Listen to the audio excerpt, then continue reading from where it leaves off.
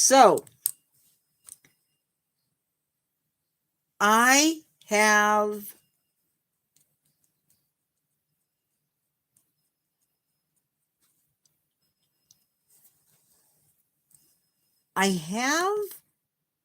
some good news, but it's personal good news. It doesn't affect the channel. But I want to talk about it because it's sort of cool. No, actually it's very cool. And I'm excited. You are under no obligation whatsoever to do anything with this. Absolutely nothing. You do not have to buy it. You don't have to look at it. But I'm going to post it anyway because it's my channel. Actually, I'm not going to post it.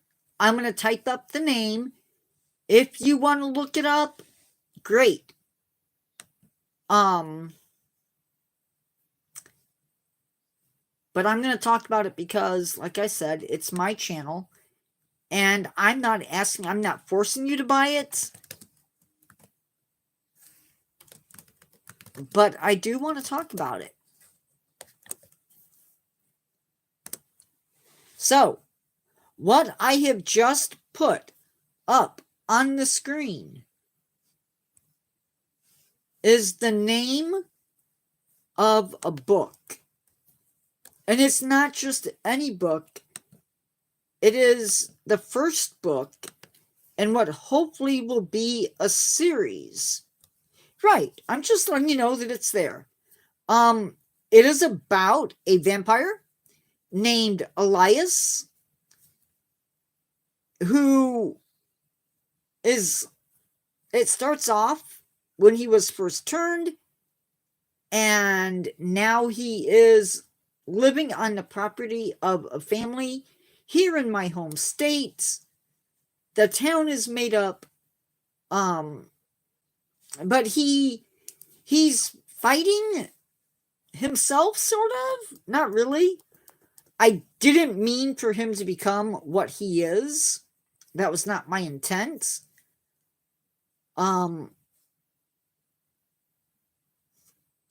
He's the type of guy, in all truth, he's the type of guy that you don't want to meet on a dark street. But on the other hand, he's the type of guy that you want to have as a master. That you're being his guardian and he's your master. But yeah, the book is called The Dark Walk. It is available right now on Amazon.com. You're under no obligation to look it up. You're under no obligation to buy it whatsoever. But I'm just putting it out there. Again, I'm not asking you to buy it. Okay? I'm not going to do that. Thank you for the hearts. It is much appreciated. And you have to type it in just like I typed it. This is book 1. There will be several other books, I think. Dominic, you milk me. I'm the author.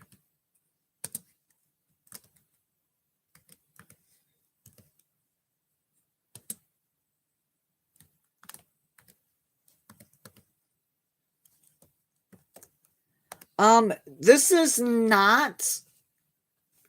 Oh, wait. What am I doing? I'm talking to you. And, before you guys do anything, editor, you need to look at my pinned question. Can you do that? Can you look up and see the pen name? So I am the author, Um, I'm going to be bad. If you're interested, look up my email. It's listed on the page. And message me, and I will send you the information. No, editor, I'm serious. Look at my pinned message, my pinned comments, and tell me what it says. Okay? Otherwise, I appreciate the fact that you're sorry, but not playing it. I will say this much. Carol has read part of my book, so again, not saying that you have to read it, not saying you have to buy it, but she can tell you the character, Elias, is an interesting character. It may not be the best book you've ever read. Yeah, thank you. Thank you. And you're right, it is your bad, but I accept your apology.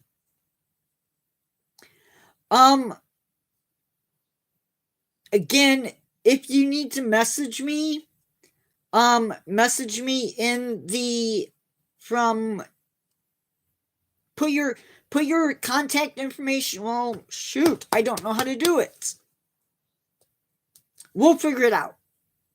And Sheldon S, we really need to talk. Really need to talk. Hi, Craig? No, not Craig.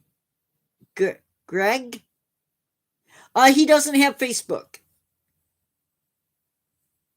So I already know that. But that's okay. Today, we've already talked about leaf types. That's okay, Carol. It just makes things more interesting. We've already talked about leaf types. Now we're going to be talking about stem types. And there are two basic types. Oh. Sheldon. Okay.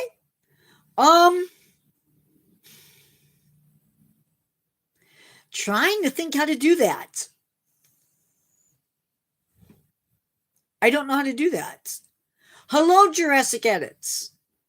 Edit X. So plant stems. Come. I'm talking about plant stems. That's what I'm doing.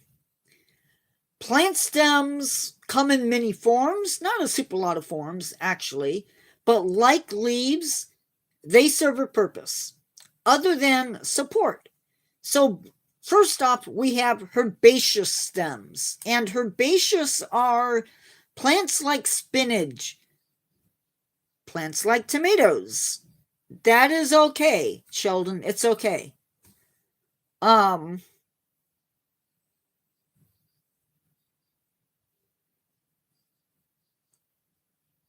They're soft and they're flexible, so you can move them.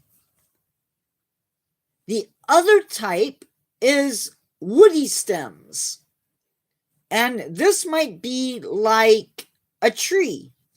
Or maybe a vine, like bittersweet nightshade is woody. A shrub. So there's that.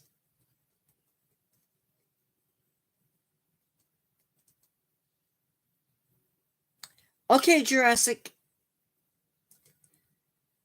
But there's also another thing about stems. There are 3 types of stems that we're going to talk about. However, There's actually 4, but I forgot to research one of them. So we're going to cover we're going to cover 3 of them, and then I'll go back and I'll see if we have time. We'll do the others. So, rhizomes.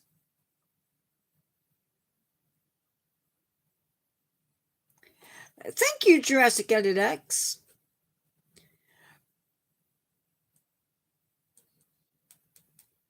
Sheldon, worry about the email, okay? Worry about the email. You don't have to do Facebook.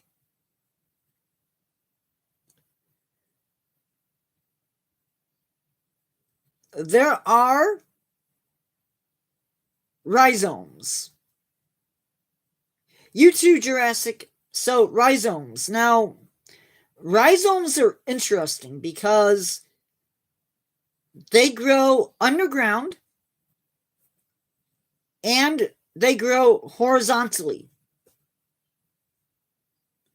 They are an organ of asexual reproduction, and they can also store food for the plants.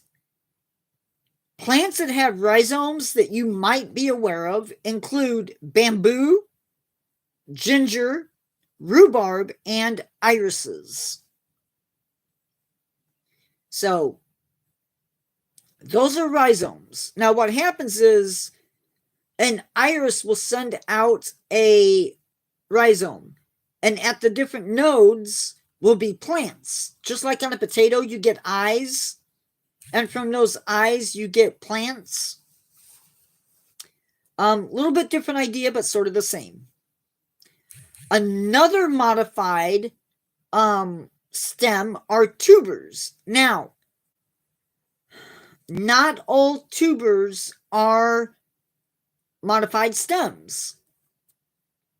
Important to know, because a sweet potato is not a modified stem.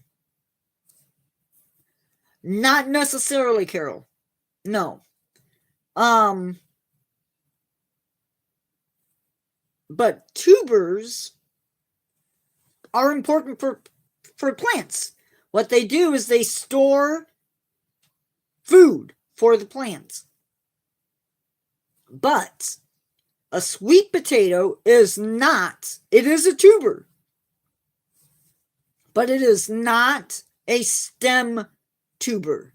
It's a different ball game. However, potatoes, taro, and yams are modified stems. However, sweet potatoes are not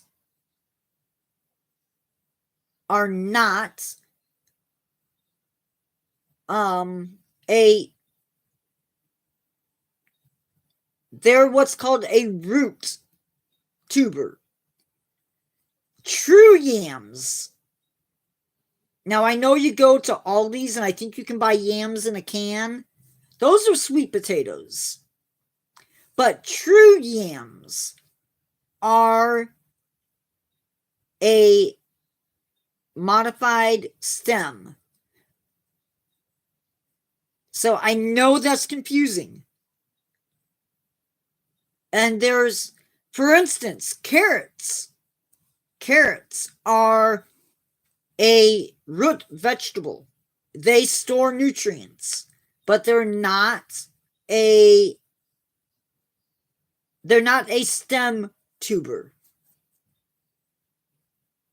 So, important to know.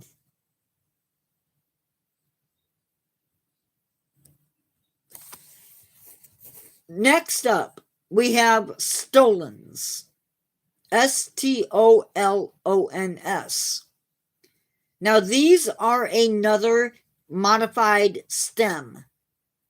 These guys grow, unlike a rhizome, which grows in the ground, stolons are above ground. And they serve the purpose of asexual reproduction. No other job.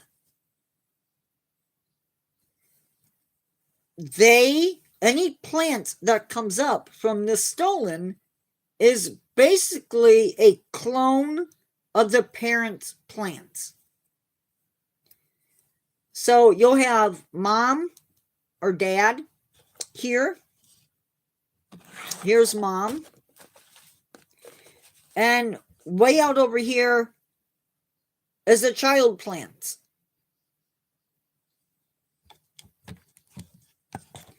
You see these in strawberries. If you've ever seen a strawberry, strawberries will send out a thread, a very thin thread, like part of the plant. And from there, a new plant will spring up.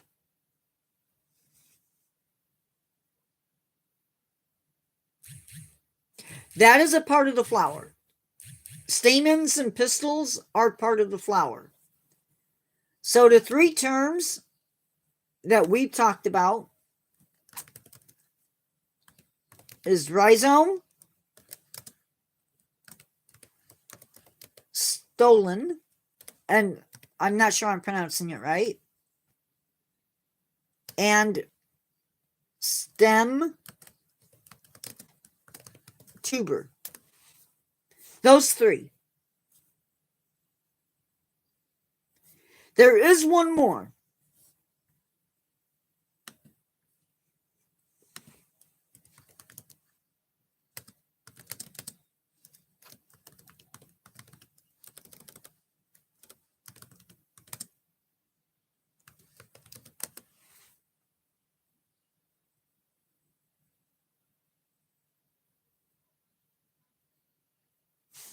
Okay, I'm gonna blow your mind.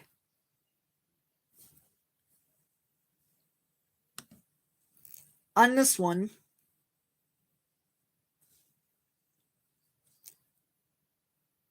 so these are not bulbs.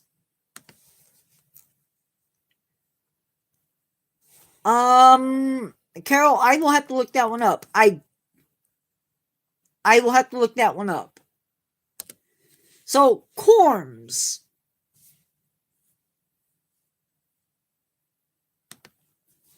Corms are a solid, fleshy underground stem that grows vertically. They're distinct from bulbs. These guys store, again, their job is to store food.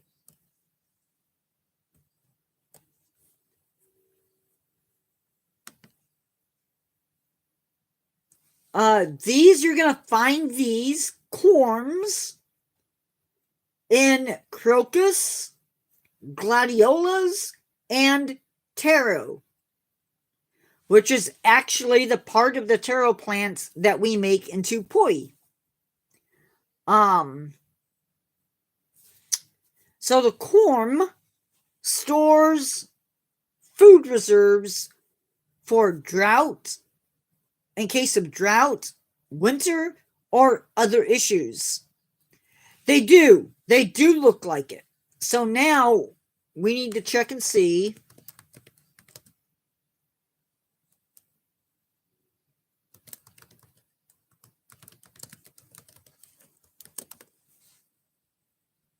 Oh, okay. Hold on. Let me confirm.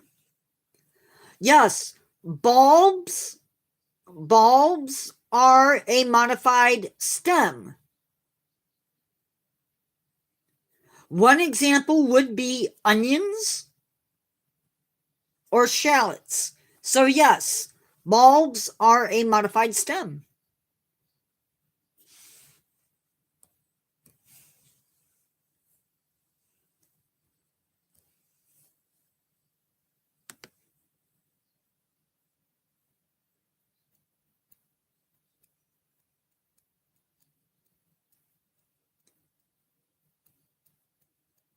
Now, the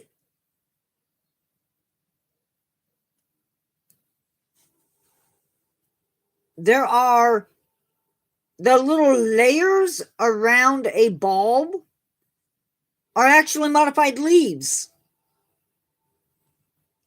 Examples include tulips, lilies, daffodils, onions, probably leeks.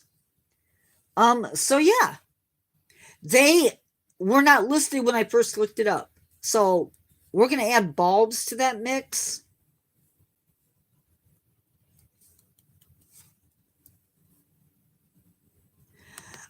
I should have picked something different for my pen name. Eh.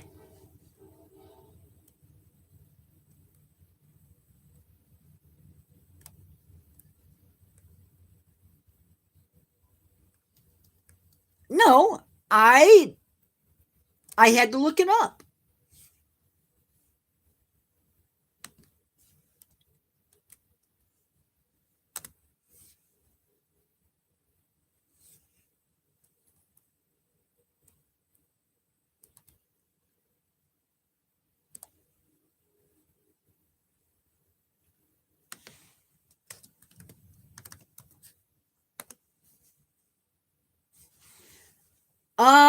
Sheldon.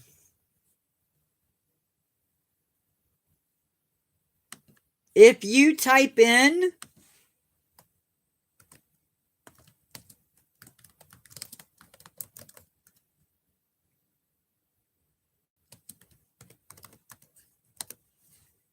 that in, it'll bring up my book.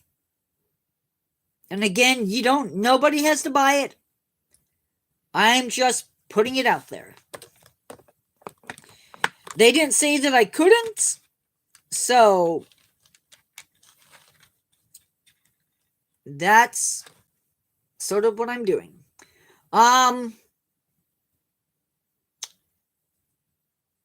So yeah, plants are just as incredible as animals.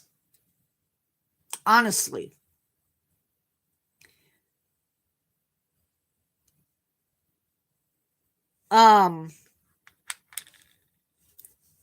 Earlier, or in the video, I think it came out last night or the night before, on plant communication.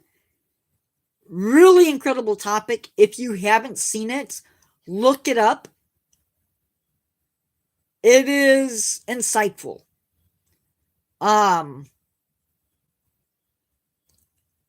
knew that plants were kind of mysterious.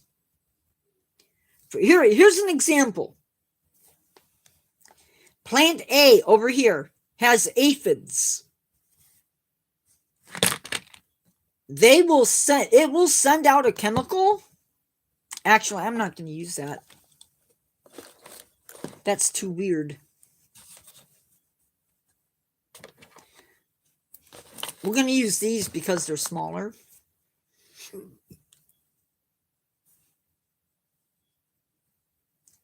Ooh, like what channels?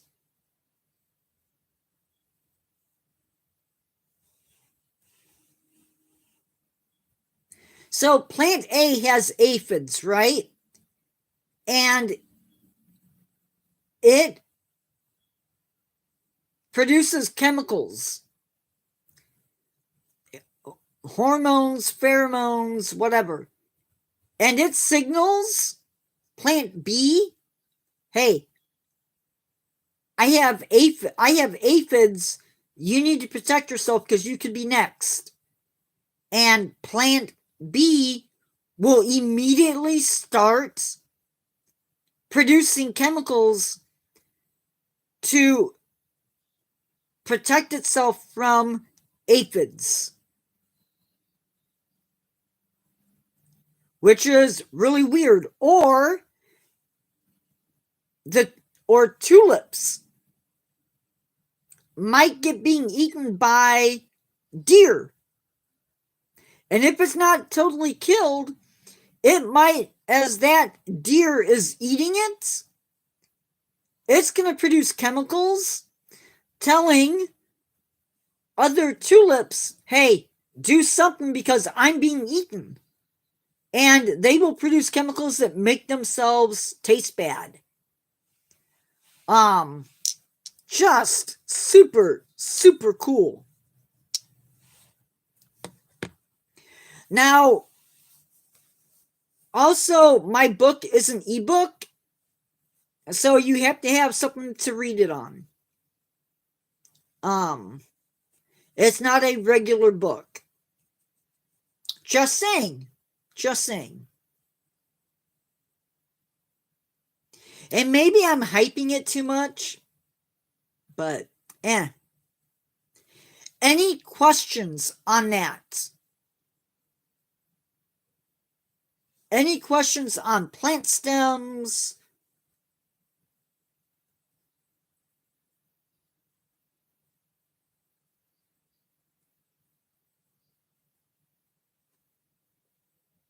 Ooh. Ooh, Dogman. I do know what that is. Okay, so my mind spins on this topic. Is a dogman the same thing as a werewolf? What's the difference between a werewolf, a rougarou, and a dogman?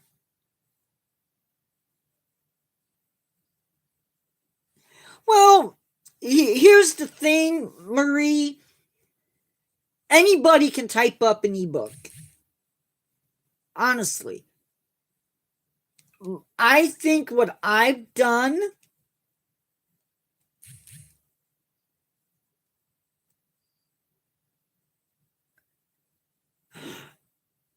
that I don't know. Trees that walk.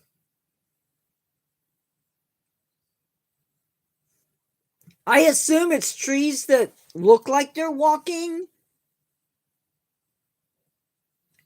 Ew.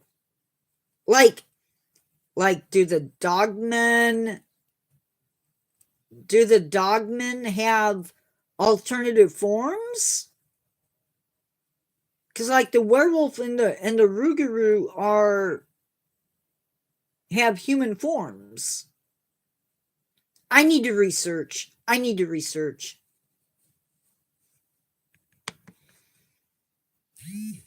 I can tell you that my character, I tried to make him different from anybody else. I've heard some, yeah. Oh, okay.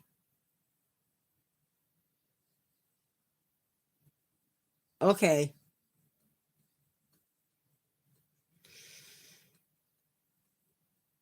So more bestial, it sounds like.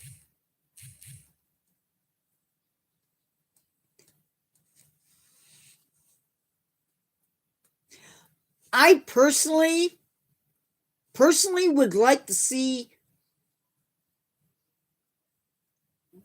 what could be done with Elias. I think he's a combination of characters. Sometimes he comes across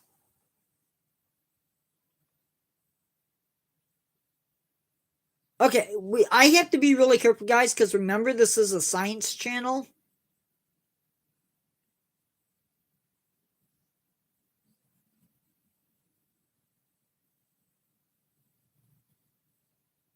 And Cook, that's okay. I don't know what I think of stories. On the other hand,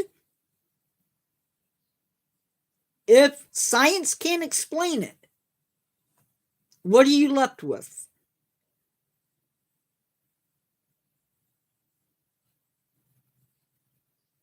I guess faith. a story?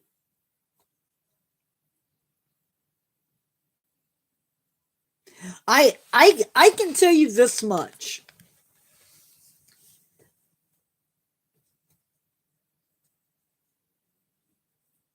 Oh no, I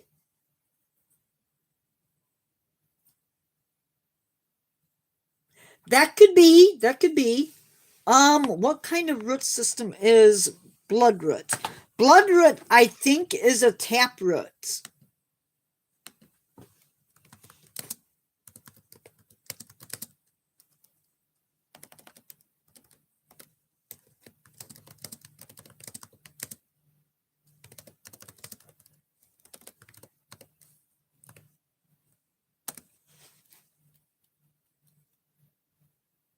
Oh no.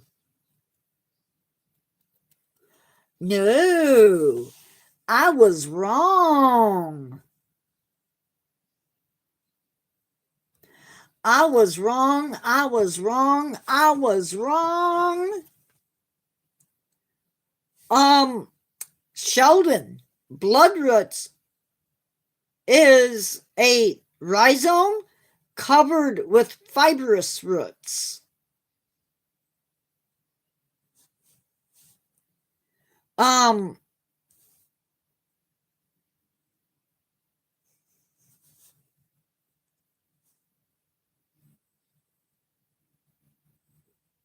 I'm sorry. Um, what was I gonna say? So one of the things that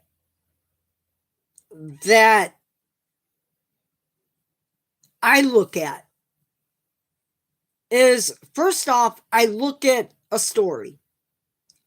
For instance, vampires, classic. Stories of vampires are everywhere. Every nation has something along those lines.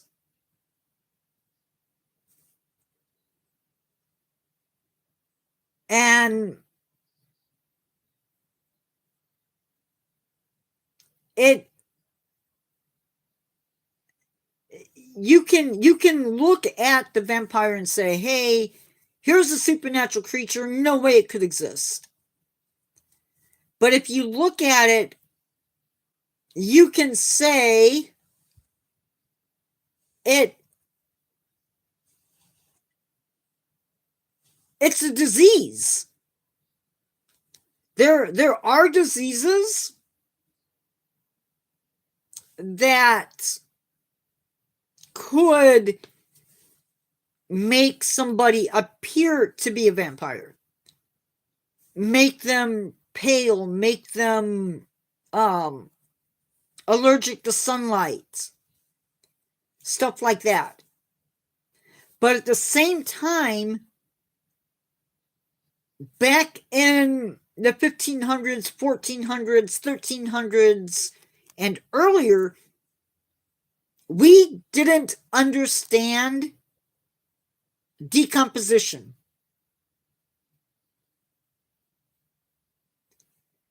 People would, we didn't necessarily understand all about the human body. And so sometimes a person would get buried alive. It happened.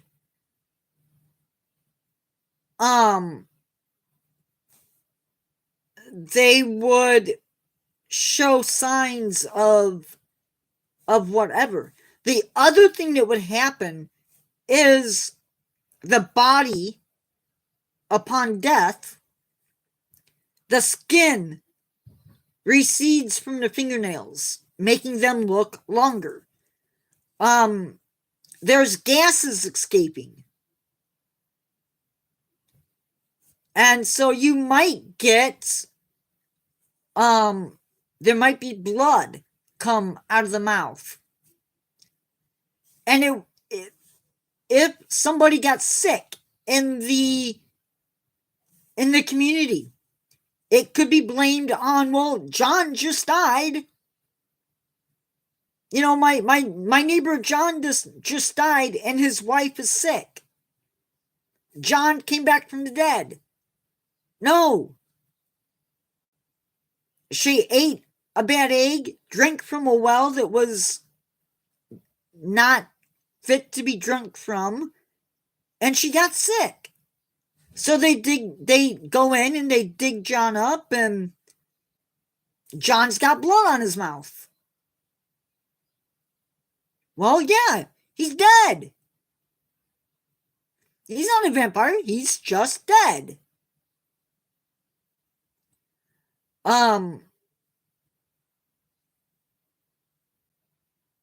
Hi, Hugh. So there are, but those are stories. Because if we don't understand something, we make up stories. On the other hand, every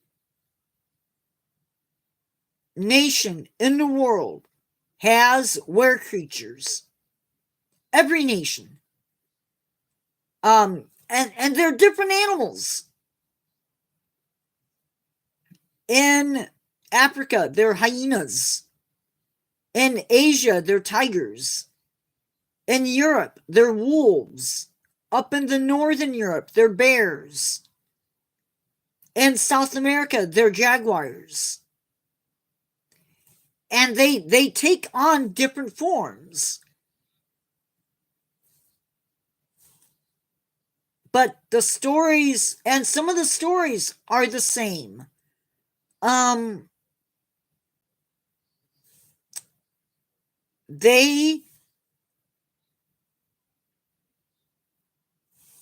It's sometimes wearing the skin of the animal.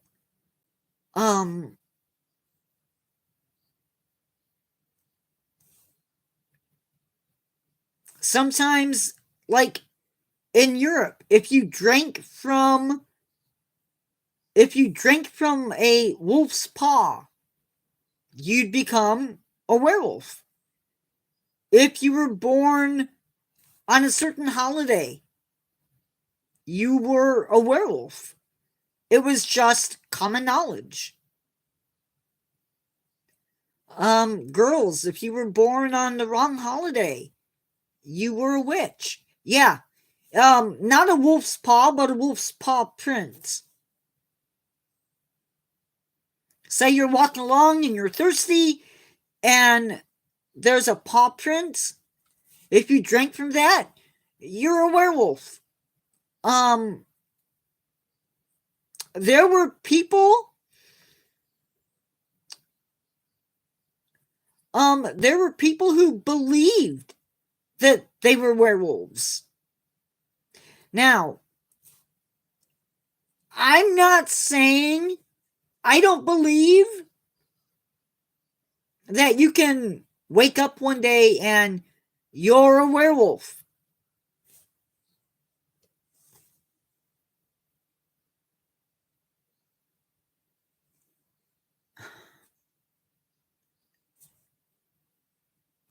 Bye, Hugh. Marie or Carol, can you please get rid of Hugh? I need him. Thank you. But I also needed him reported. I've talked about it before. In my mom's family, there was a lady who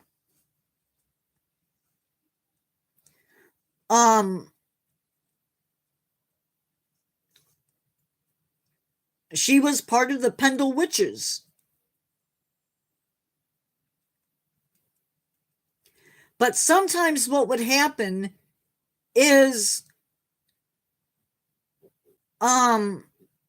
somebody like me would be really good with healing and medicines and plants. and would be wise in that area. And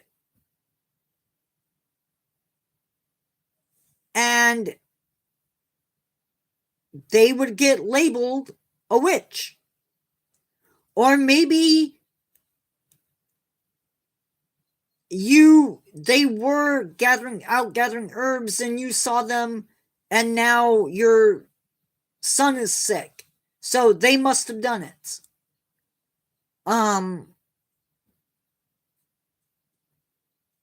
They just we let our imagination sometimes get the best of us.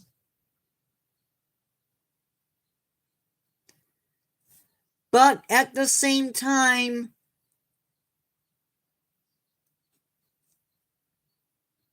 there are stories that don't die.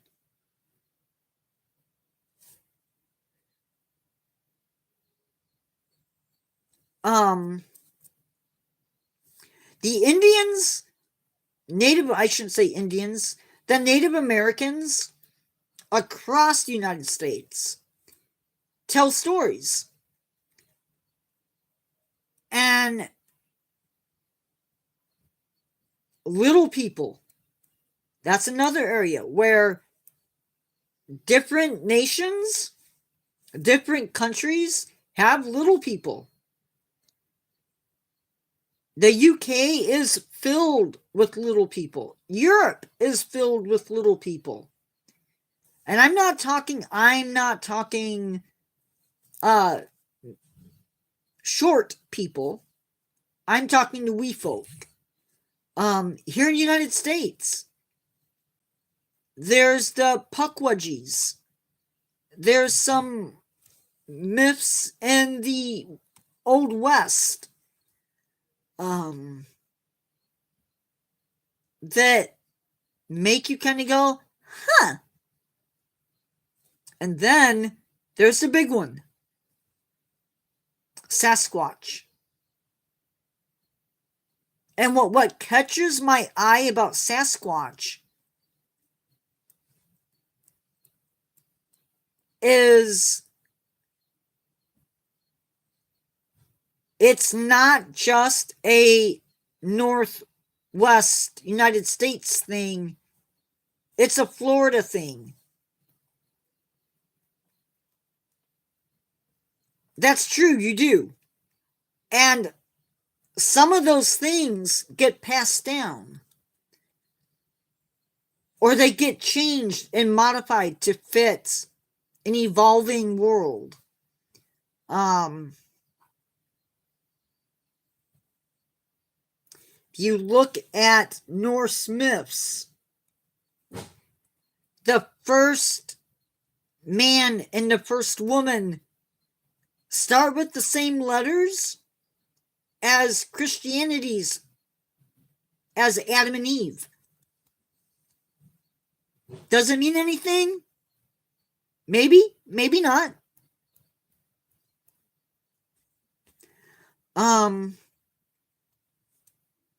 But anyway, back to the other thing. The Indians, the Native Americans of the Northwest, believed that Sasquatch was a guardian spirit. The thing that bothers me, it's two things, really. We've never found a body. Like, there's never been a body found in centuries of us being here. Never found a body. So, either Bigfoot is an impression left on the earth, or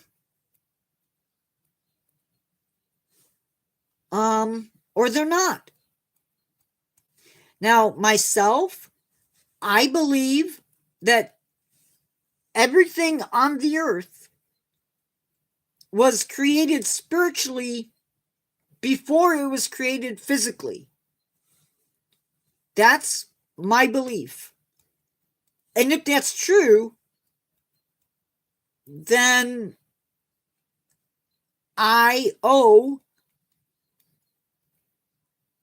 I'm not going to go out and I'm not going to worship those things. But that connects me to them. And before you ask, no, I am not vegan.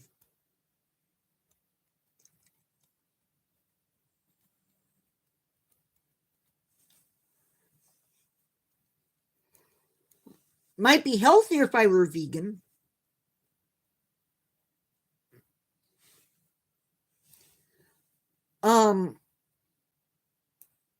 But I can't deny that if we respect the earth,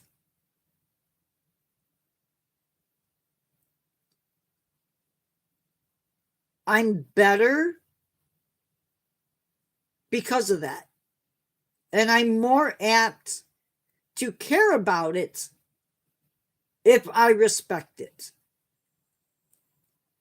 I'm more apt to go out of my way to care. I think that's why I'm drawn to this type of stuff. It's not because I think, well, this is going to protect me.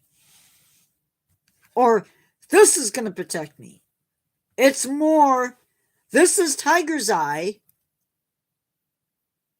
And in the state that it's in right now, it can't hurt me.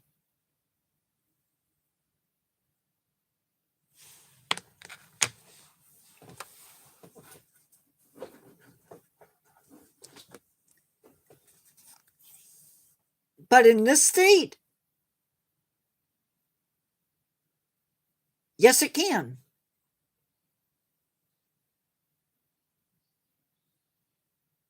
It can most definitely hurt me if I'm not careful. Which is why it's going to be going inside another container.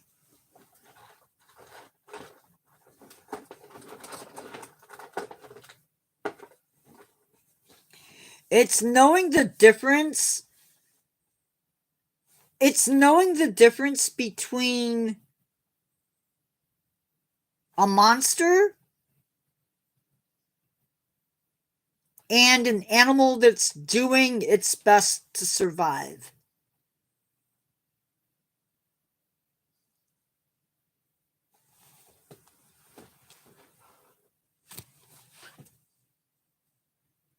Oh, I don't know where he is right now.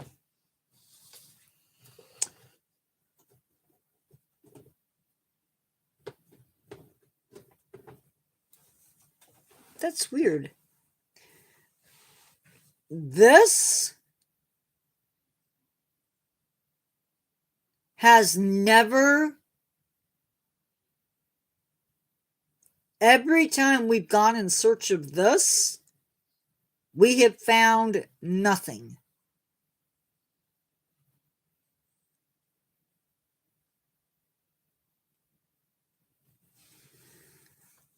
Here's my take on it, and I think I've said this before. If Bigfoot is real,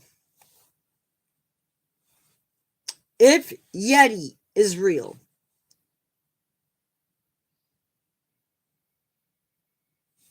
if the minute we prove that these guys are real is the minute they end up in a university, in a zoo,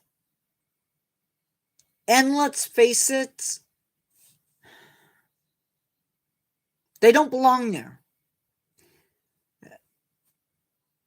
I would love to see a day when we don't have to have zoos. But the problem is we need zoos. Because if we don't see it, we don't love it. And I think that's why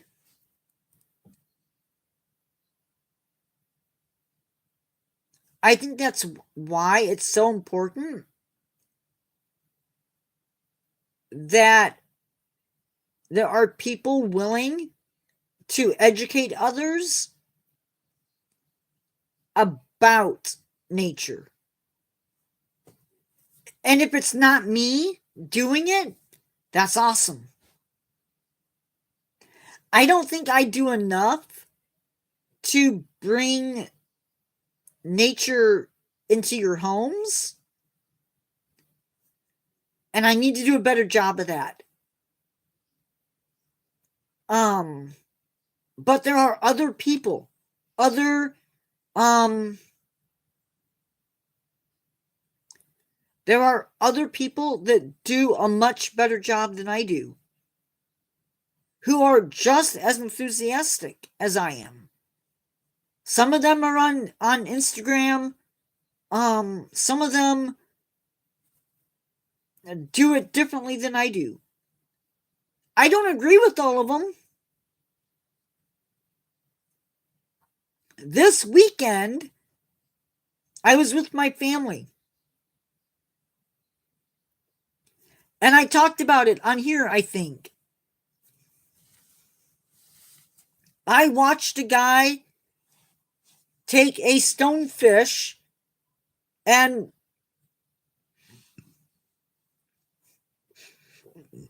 the guy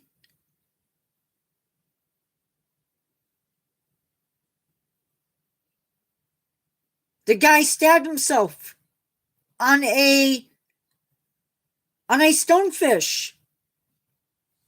Now, if you don't know what I'm talking about, and you may not, and that's okay. It's okay not to know.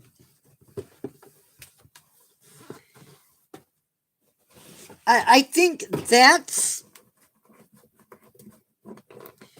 the danger that we face. Is not asking questions. This is a stonefish.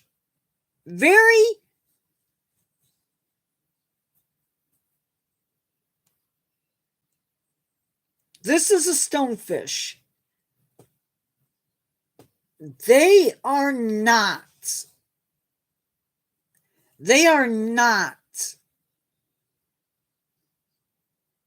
They're a fish, but they're a force of nature. They are about as dangerous as a saltwater crocodile, in my book. These spines up here are no joke. They can penetrate a diver suit. If you step on them, it's in your foot.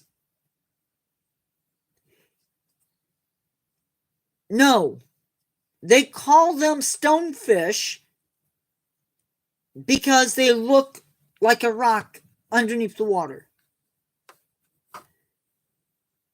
They are not like, I want to say that, maybe I would see them.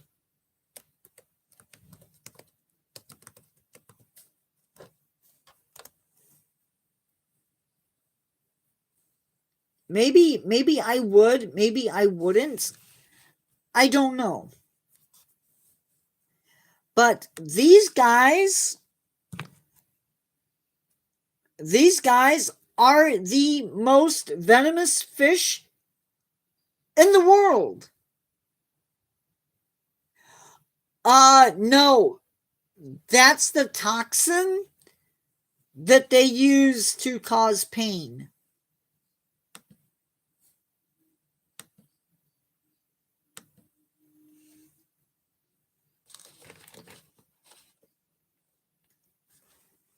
And that is a stonefish.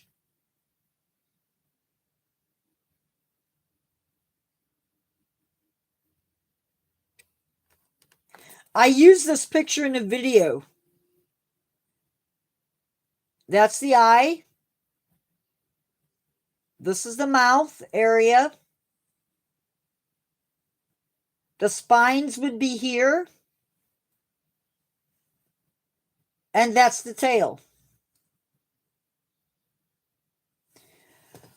Mostly in the Indo-Pacific Ocean.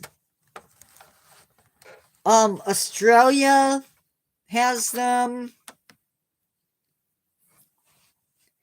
And this is another one. This is another one.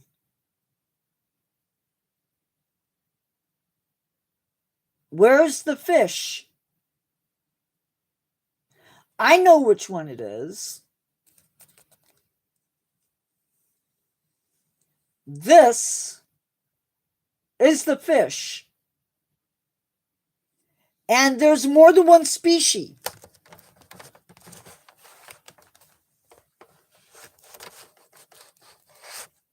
They are a type of scorpion fish. They're ambush predators. Last time I checked,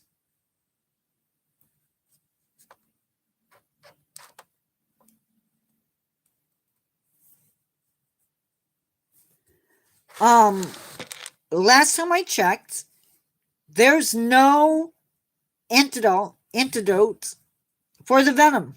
There's no anti-venom. Sheldon, correct me if I'm wrong. There's no anti-venom. There's no painkiller. No, on the coast. Like, you could be waiting and step on them.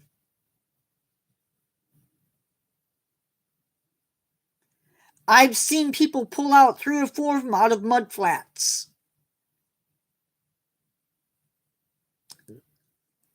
They are one of the most painful stings you're gonna take. And the only thing the doctors can do for stonefish,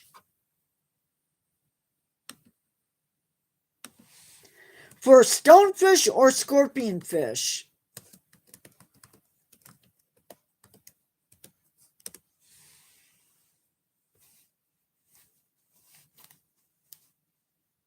okay, yeah.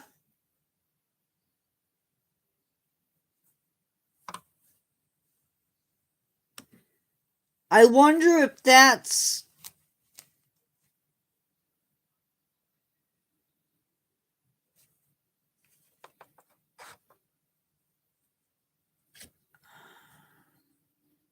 spider plants, mother-in-law's tongue.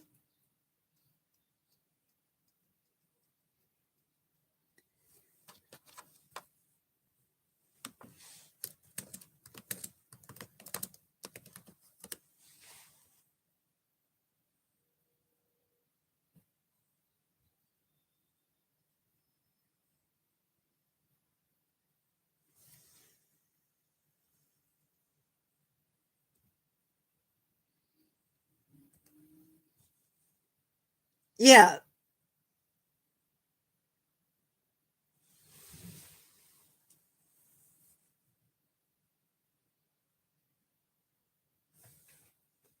So that's good. I'm glad that they have it, because no,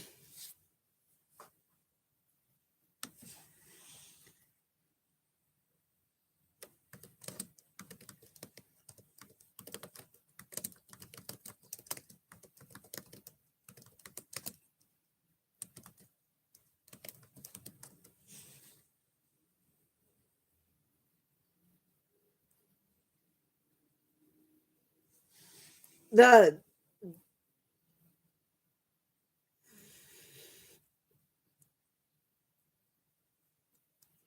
there's there's a lot of things that sometimes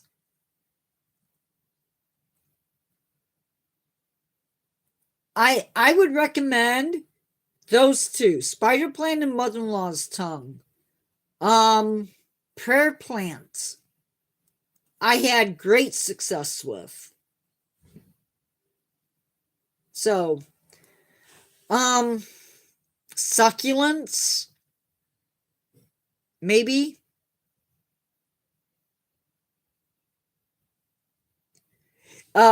Carnivorous plants, if you can get them, talk to somebody who is a breeder, set them outside right now on a nice warm day. They're gonna love it.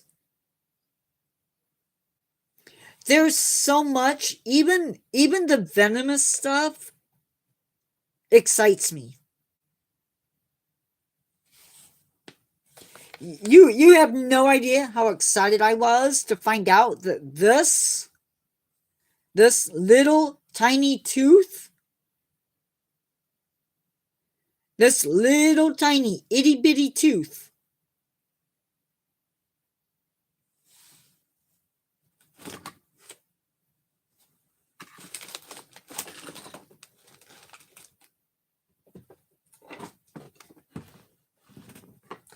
grows up to be this.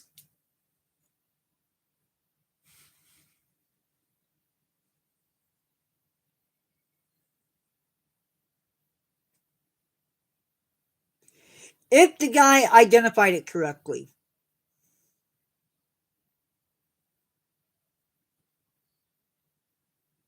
So, nature is the coolest thing.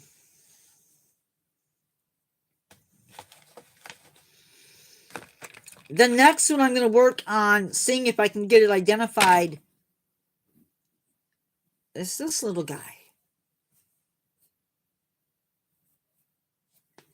Compared with this,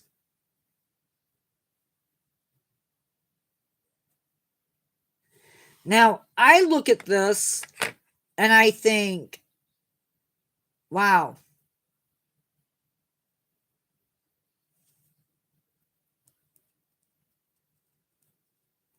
This is cool.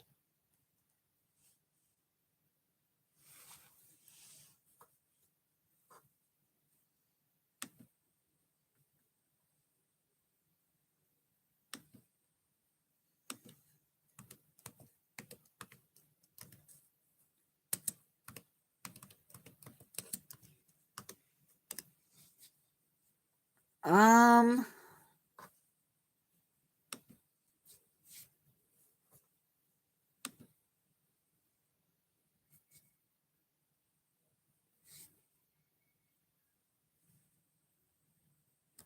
Now the problem with this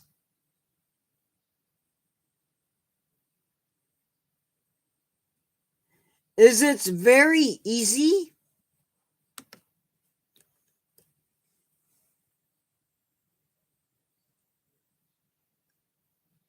this could be tiger shark, but probably not.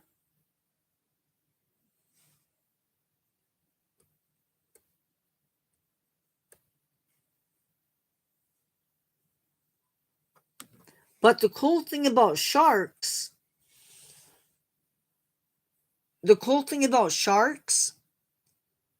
is that they drop these teeth all the time.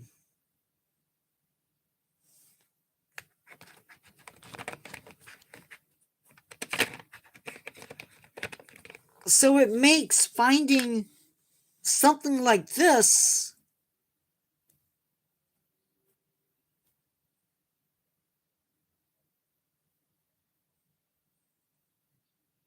super, super cool. Now, I have to admit, that I did not find this. But if I did, holy cow.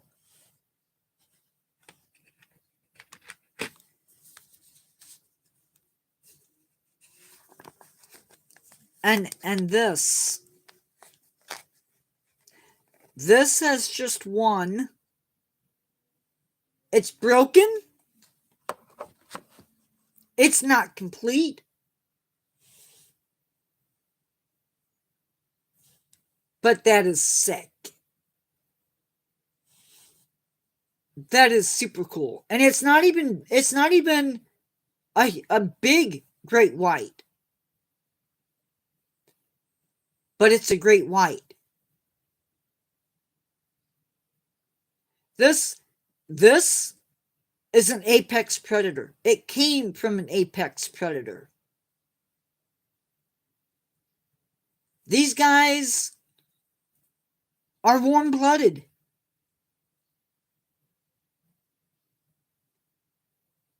They are mammal hunters.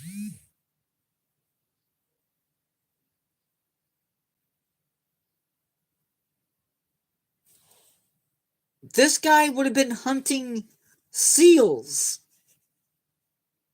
sea otters, whales. I don't know. I don't know about whales, but dolphins, definitely.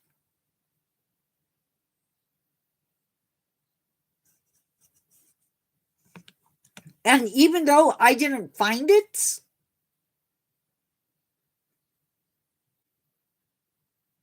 even though I wasn't out there collecting it, it's a piece of history.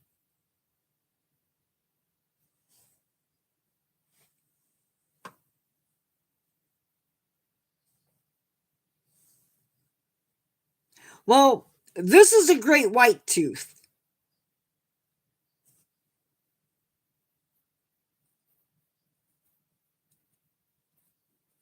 This is not a, I mean, yes, they're a big shark.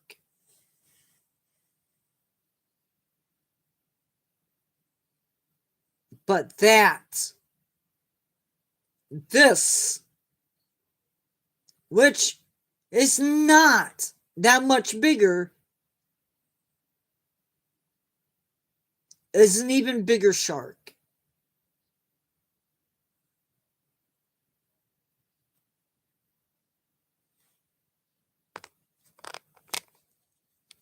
This would have grown up to be a whale eater.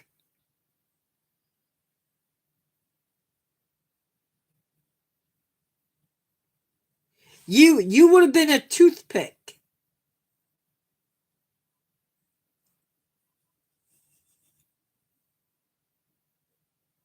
I have two. And I love them both. Oh no.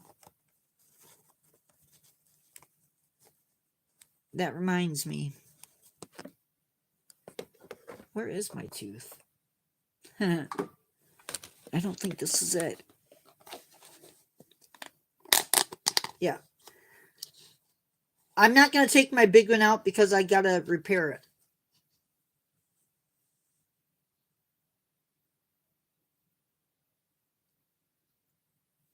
That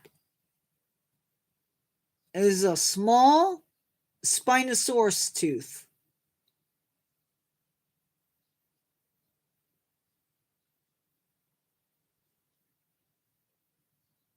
This would have hunted who knows what.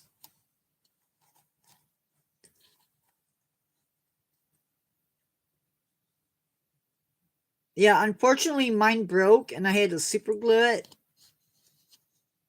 I dropped it. Luckily, it's not too big of a break.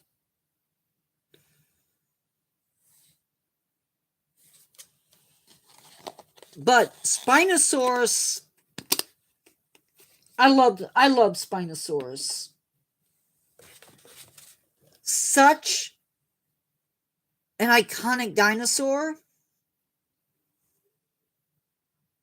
I think I don't like the figure. Gosh, I don't like the figure, but he's super, super cool.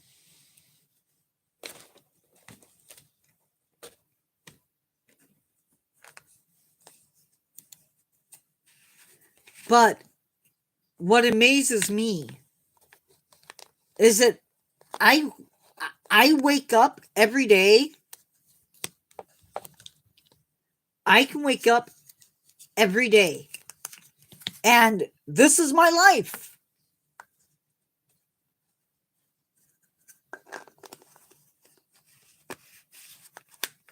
No, JB, no. Did I snip him? No.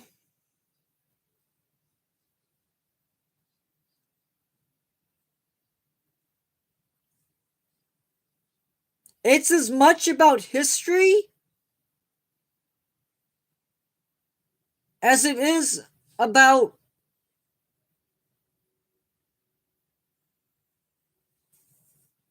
it's as much about history as it is having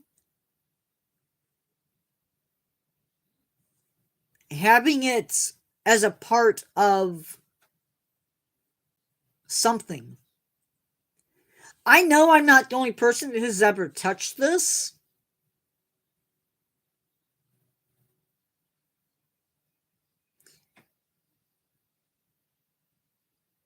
Yeah, actually, where is he? It's my white tiger.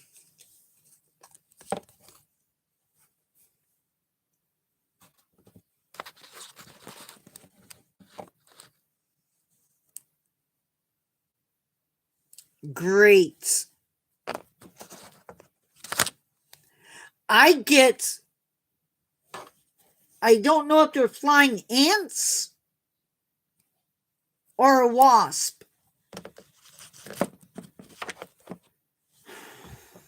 They are too expensive. I agree.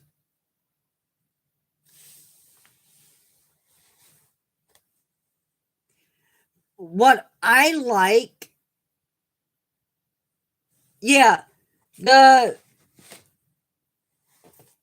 the white tiger, wherever he is.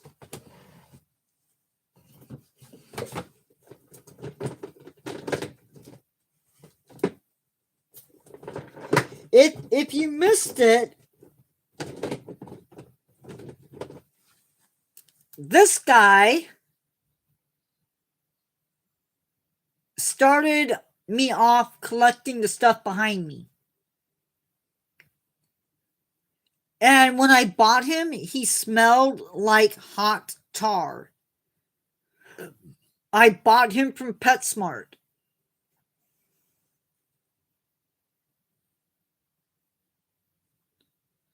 And obviously, I don't keep him up there because he's too big.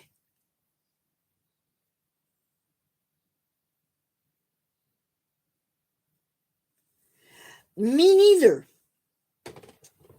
And the problem is, they're tiny.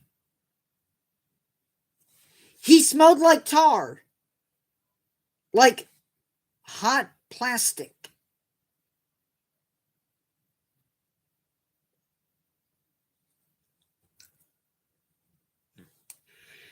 He doesn't now, but he did. He just looks so mean. No, definitely not a good pet. Definitely not a good pet. No. I can't say that any of my figures would make a good pet. Um, None of them. It is a good figure. Not my most favorite. and I have some that I really like.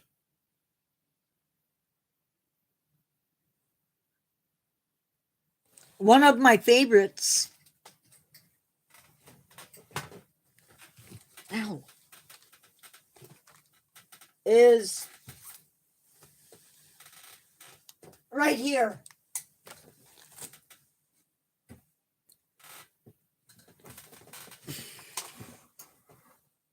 That's one of my favorites.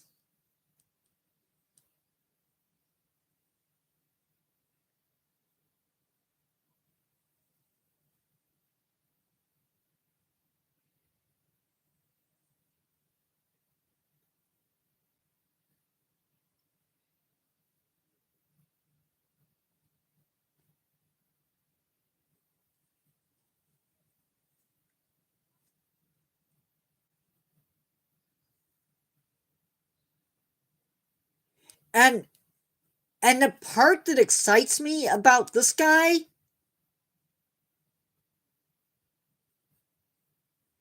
is he's in one of my favorite horror movies.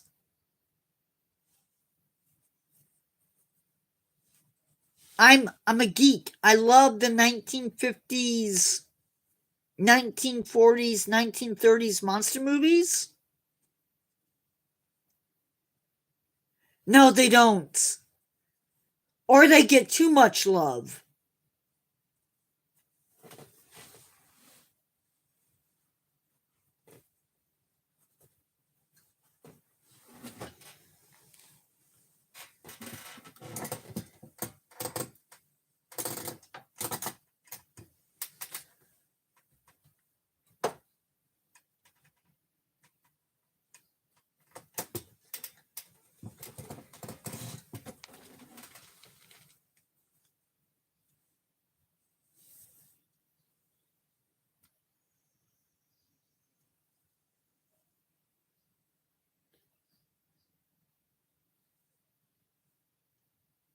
Now, science has gone in and they've reimagined these guys. Can you imagine swimming around in the ocean and having one of these coming at you? I mean, these aren't just teeth. These are razor sharp bone.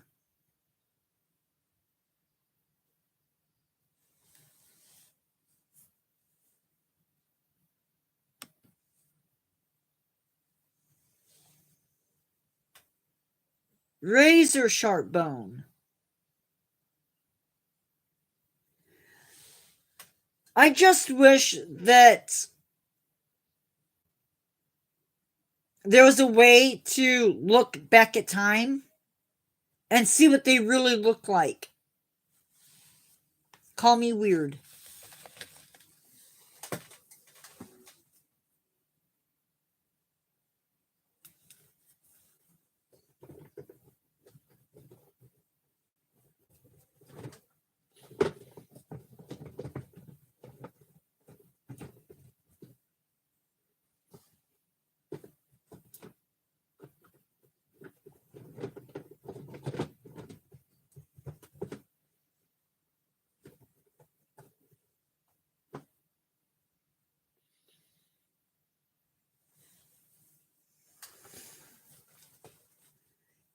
Anyway, guys,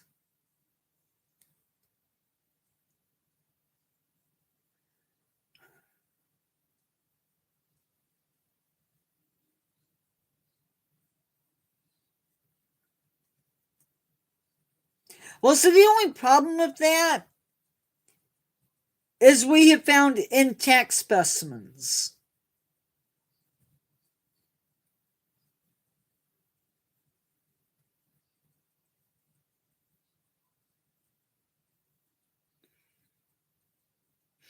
And have there been mistakes made?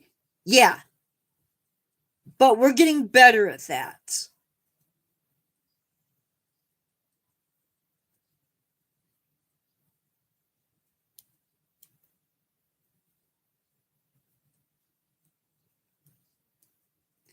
Technology allows us to do so many things that we couldn't do 100 years ago, 200 years ago.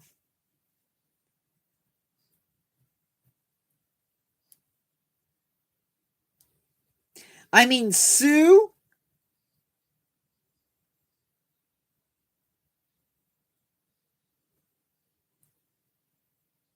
that is true.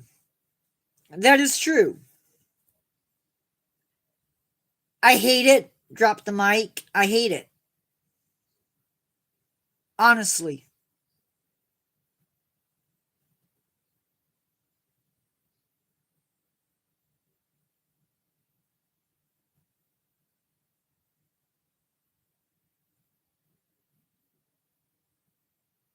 But you have to have a comparison.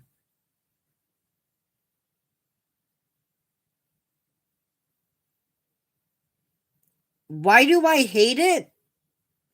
Because they're not dire wolves.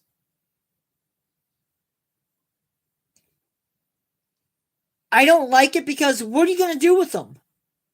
Now that you've made them, what are you going to do with them?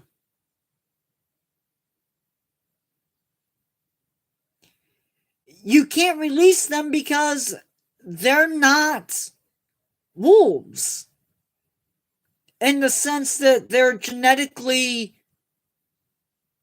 like our timber wolves.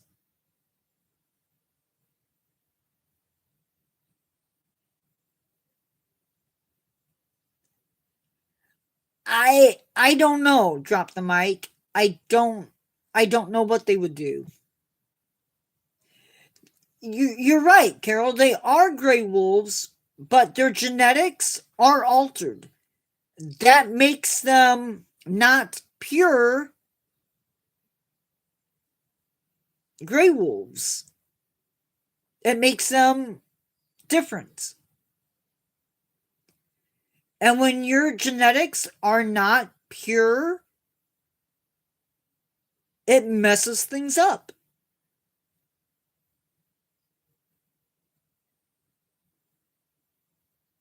Well, not necessarily unstable because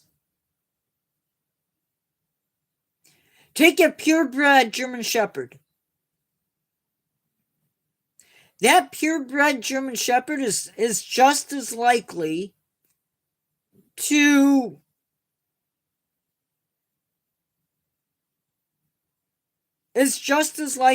be a good pet as a German Shepherd that's a mutt. Some of the best dogs we've ever had have been mutts.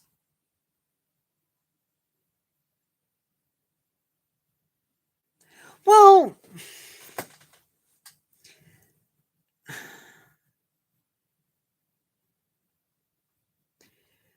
but at the same time, if I don't know,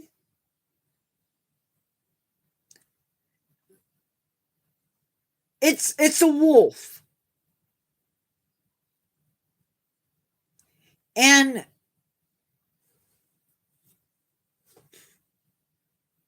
a house dog, your companion, would it matter what breed he is? It is a shepherd mix. That's absolutely what it would be.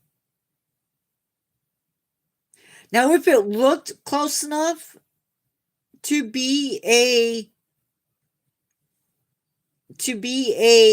shepherd, you might be able to say, hey, it looks like a shepherd, so it's a shepherd.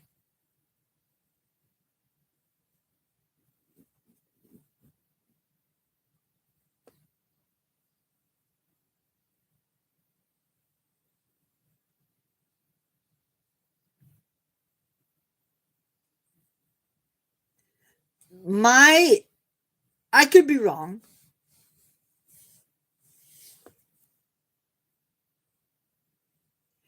I think I think there's a bit of direwolf maybe in the mix. Um, right.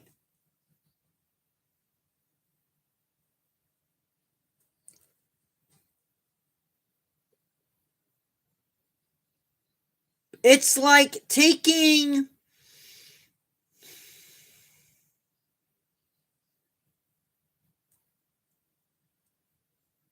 I'm trying to think of an animal that's close enough.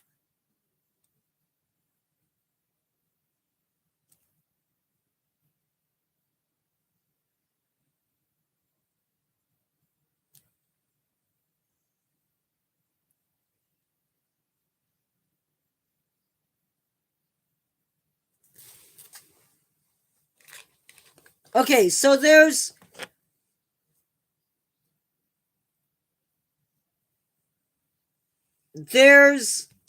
a Canadian lynx and there's an Iberian lynx. Theoretically, they're two exact, they're still lynxes, but there are differences. You could still breed, I believe, the lynxes together, but the kittens are not going to be a Canadian lynx and they're not going to be an Iberian lynx.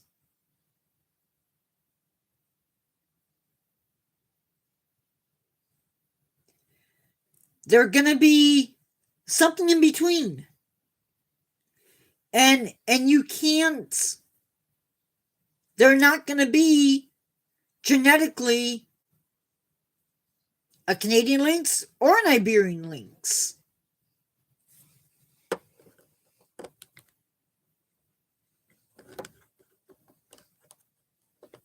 So in theory, you've created a new species,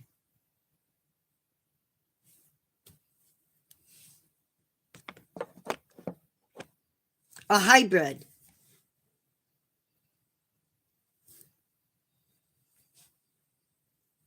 Well,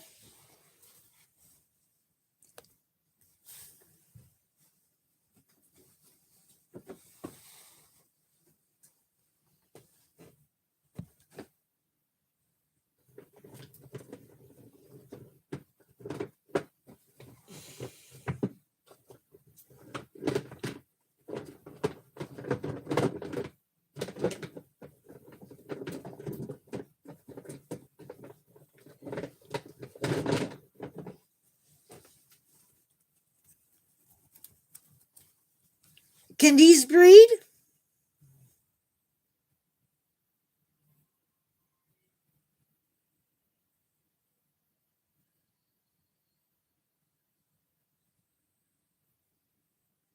These guys can breed. Now, I don't know. I don't know if you can take, yeah, I don't know if you can take those animals, those new animals, and breed them. It may be a one and done thing.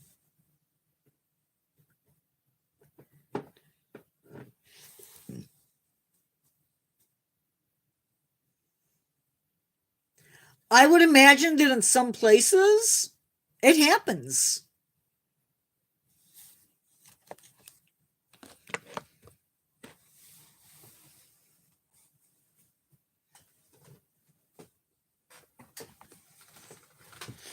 I can tell you this. One thing I know for certain, this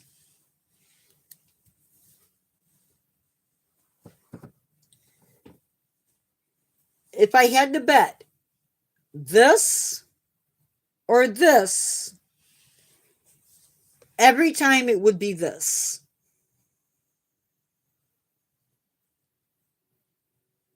Every time it's going to be this. Because this is a mutation. This color, this morph, if you want to call it that, comes with a risk.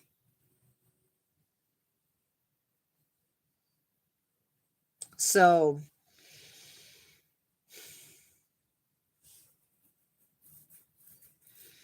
and I suspect that if those pups were born in the wilds of Yellowstone, they would not have camouflage.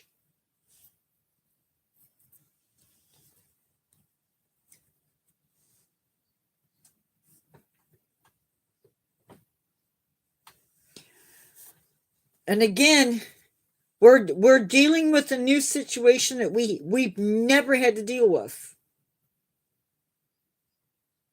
We're getting polar bears and grizzlies. And the problem is, I believe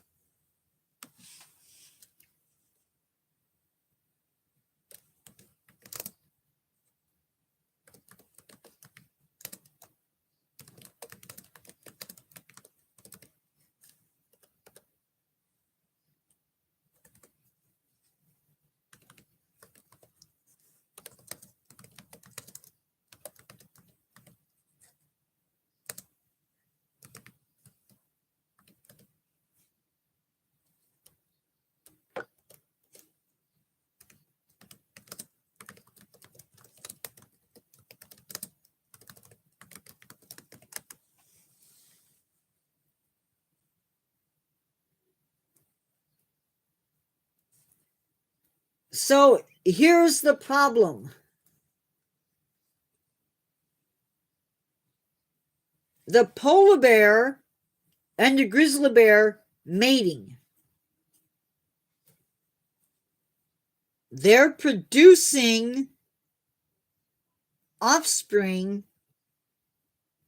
that are viable, meaning that they can breed and produce babies that can reproduce.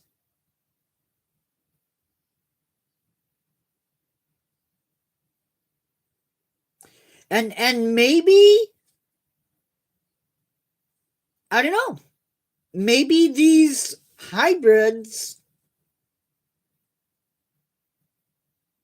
maybe we'll see an animal that's better adapted to survive in a changing Arctic landscape.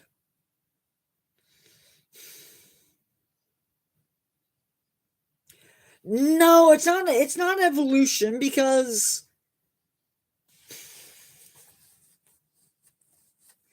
evolution would be within the confines of the polar bear species. This is taking two animals, putting them together, and creating a new species.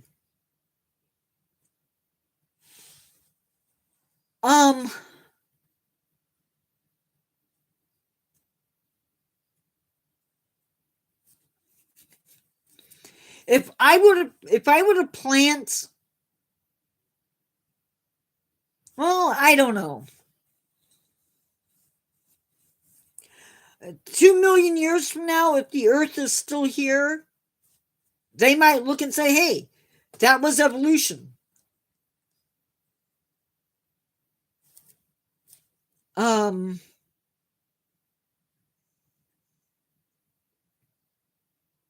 I don't know what the right word for it is.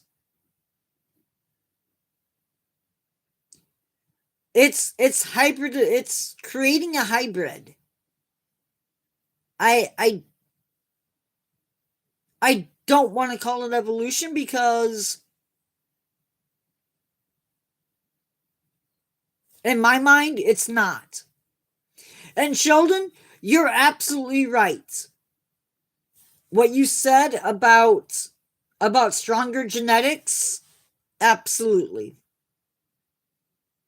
Yeah, because you're taking the grizzly bear and the polar bear,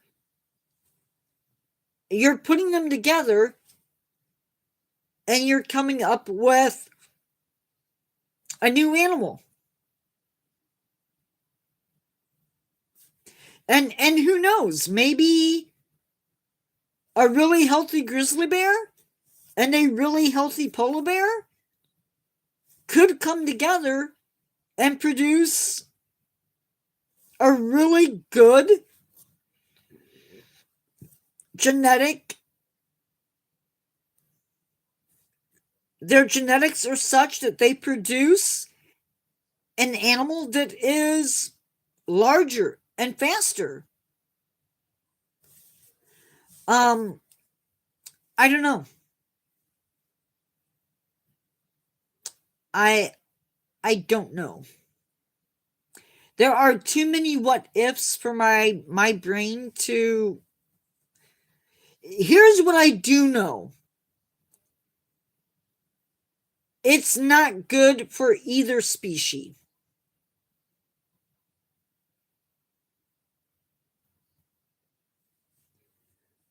Sheldon, let's you and me talk for a second.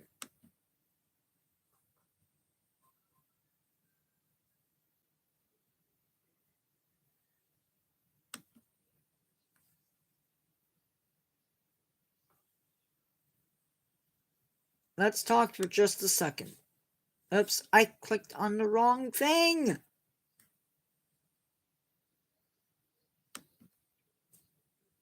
Um, we gained 2 new subscribers today. Woohoo! Um,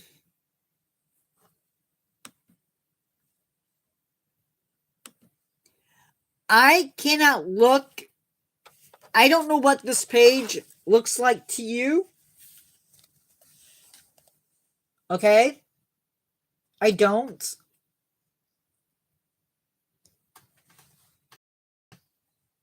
So, this is my profile picture. There's a thing that says more right at the end. Yeah, I hate it. Right there. It says more. Click on that.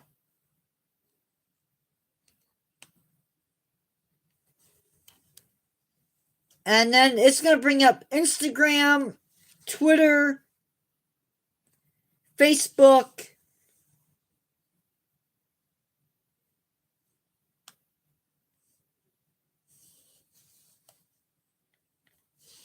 Oh, shoot. Sorry.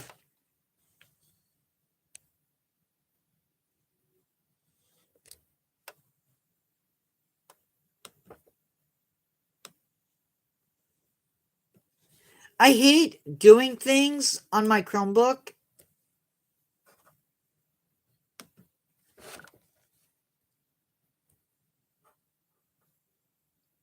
because, okay, if you click on more on this page, it'll drop you down into more information.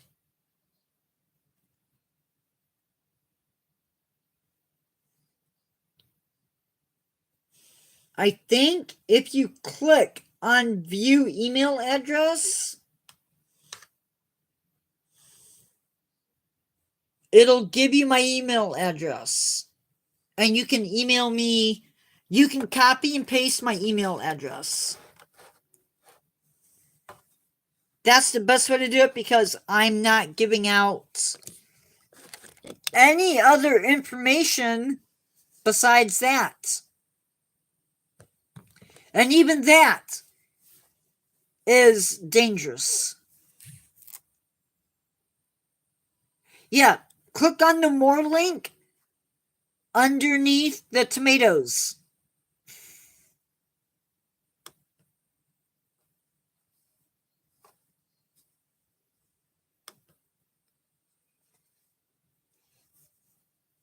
It's yeah. You'll see it. It says more, and there's like 3 periods before it.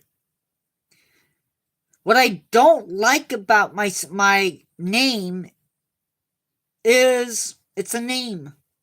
It's a pen name.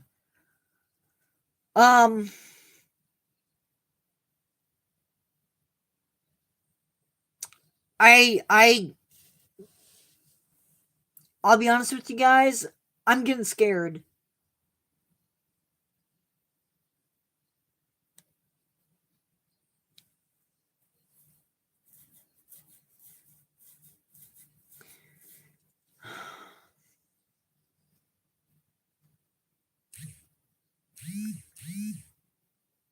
Oh, I'm running low on juice. Yeah. Guys, it is 8:30. Why? 2 months is what I have left. 2 months.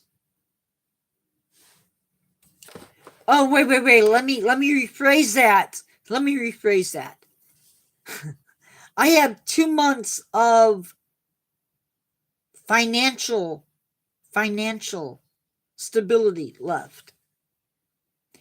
After that, no phone calls. I'll still be able to do internet.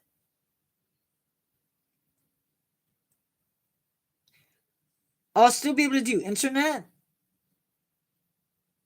And I'll still be able to record.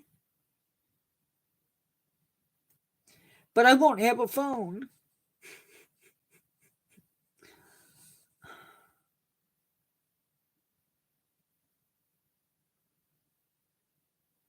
Which means now do you understand why I'm like stressing a little bit?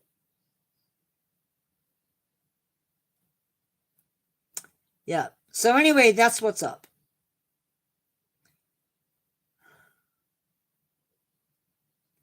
I'm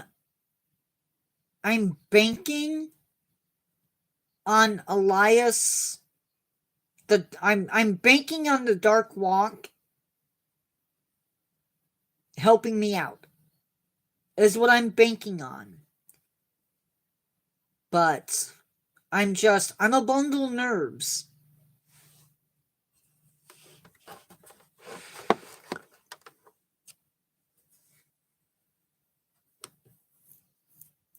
Because I'm not a businessman.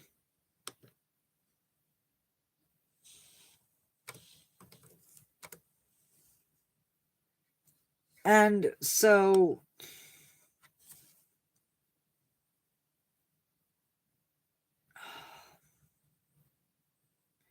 I just hate to do that. I don't want to.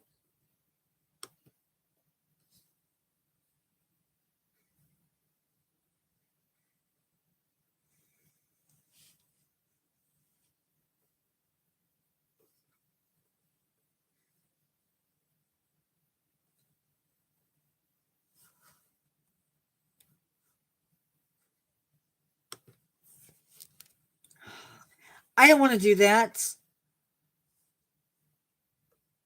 I don't want to be that guy that asks money from people that I can't pay. I would rather um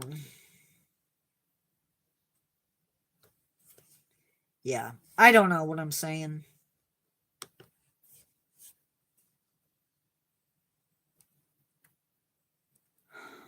Darn it.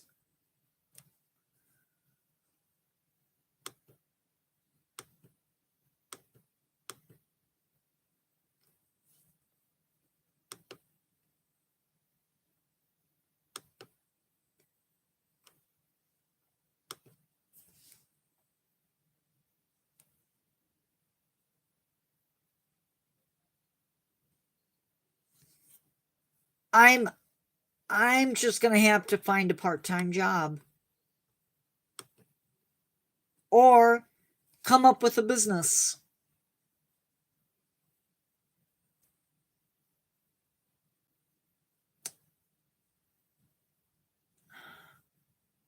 I can't. I have put in for jobs and got nothing back. So,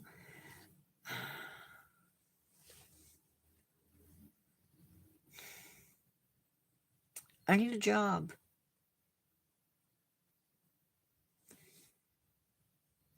And I have a feeling YouTube is not going to speed up in 2 months.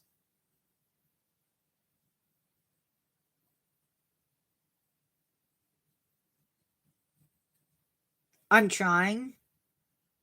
My brother says if I would like clip out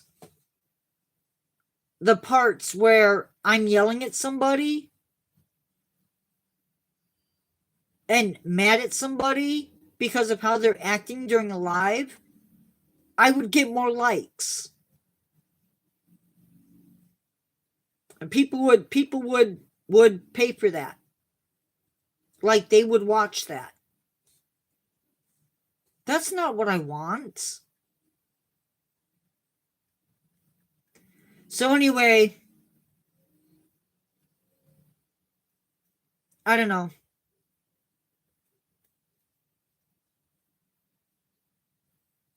I don't know.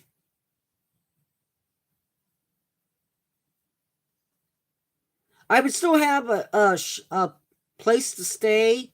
I would still have food to eat, but I'd have no money.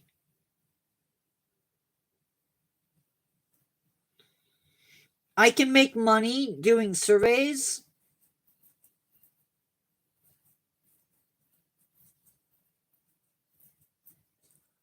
which I'm doing now. Um, but that can be hit or miss. Anyway, I don't know why I'm telling you guys all of this. I will talk to you later. Good night.